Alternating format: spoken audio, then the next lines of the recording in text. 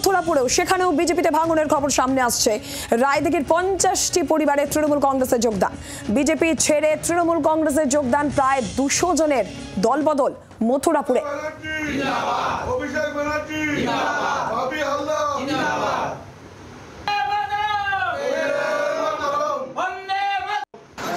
বিজেপিতে কোনো সুযোগ সুবিধা পাইনি, অনেকদিন ধরে ভোট করছিলাম, তাই এখন দেখছি আমাদের পাশে দাঁড়াচ্ছে না, কোনো সুবিধা, কোনো কাগজপত্র চাইলেও দিচ্ছে না, তাই যেখানে পাওয়ার হয় এখানে চলে এসেছি দিদি উন্নয়নের স্বার্থে।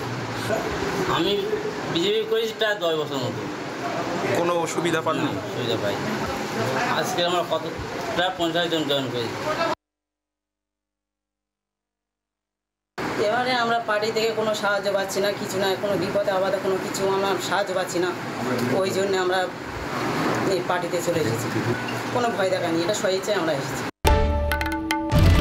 বাংলার আওয়াজ, বাঙালির আবেগ, জি 24 ঘন্টা।